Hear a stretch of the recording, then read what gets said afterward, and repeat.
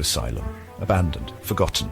For 50 years it stood silent, a monument to misery. Thousands suffered within its walls, their tormented souls unable to escape. We arrived at the rusted gates, the air thick with dread. The building loomed, a gothic nightmare against the grey sky. This place held echoes of pain, whispers of madness. We were here to listen.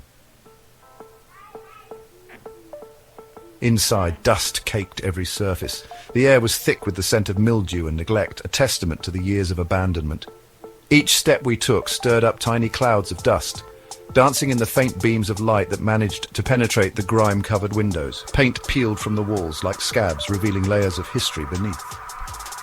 The once vibrant colours had faded into a dull, lifeless hue, mirroring the desolation that had taken over this place. It was as if the walls themselves were shedding their past, unable to hold on to the memories any longer. Rusted gurneys littered the hallways, remnants of forgotten treatments. They stood as silent witnesses to the countless lives that had passed through these corridors, each one leaving behind a trace of their suffering.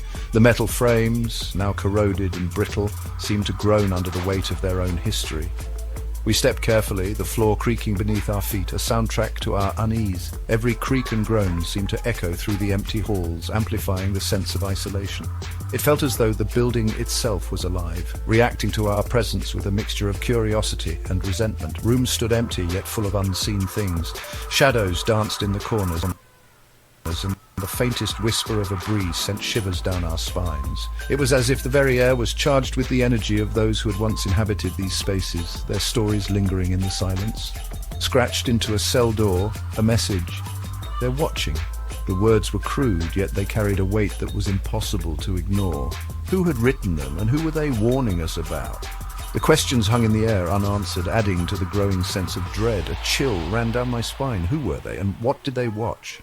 The silence was deafening, broken only by the occasional creak of the building settling. It felt as though unseen eyes were upon us, observing our every move. The weight of the past pressed down on us, making it hard to breathe. This place, once full of life, now stood as a haunting reminder of all that had been lost. The silence was oppressive, broken only by our own breathing. Then a crash, loud, echoing through the empty halls.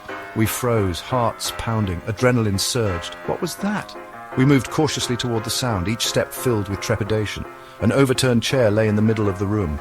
Had it moved on its own, or were we truly not alone? Section 4, Echoes of Torment linger.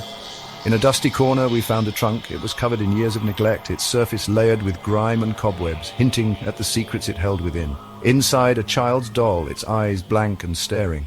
The doll's face was cracked, its clothes tattered, as if it had witnessed countless horrors.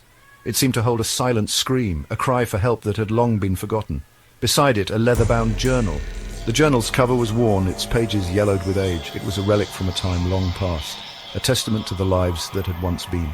The pages, brittle with age, held a doctor's frantic scribblings. His handwriting was erratic, the words barely legible, as if written in a state of panic.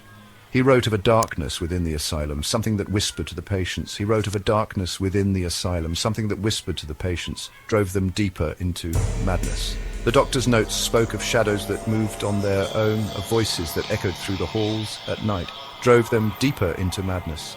The patients, once hopeful, had become hollow shells of their former selves, their minds shattered by the unseen force that haunted the asylum.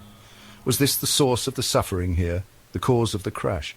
The asylum's walls seemed to pulse with a malevolent energy, as if the building itself was alive, feeding off the despair of its inhabitants.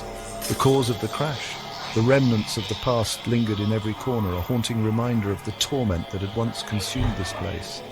The echoes of suffering were still palpable, a chilling testament to the darkness that had taken root here. Section 5. A glimpse into the shadows. As we turned to leave, I saw it. A fleeting movement in the shadows at the end of the hall. It was almost imperceptible, a mere whisper of motion that sent a shiver down my spine. The air grew colder, and the silence was deafening, broken only by the sound of our own breathing. A dark figure, gone as quickly as it appeared.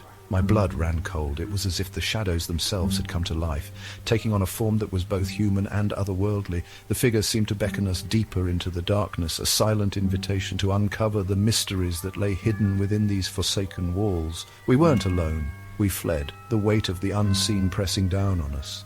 Every step echoed through the empty corridors, a reminder of the countless souls that had once walked these halls. The sense of dread was palpable, a heavy cloak that wrapped around us, urging us to leave while we still could. The asylum held onto its secrets, unwilling to let go. Each room we passed seemed to whisper its own tale of sorrow and despair.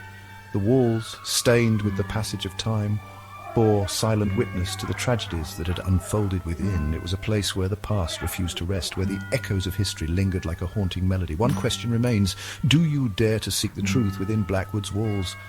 The answers lie buried in the shadows, waiting for those brave enough to uncover them. But beware, for once you step into the darkness, there may be no turning back. The asylum's grip is strong, and its secrets are not easily relinquished.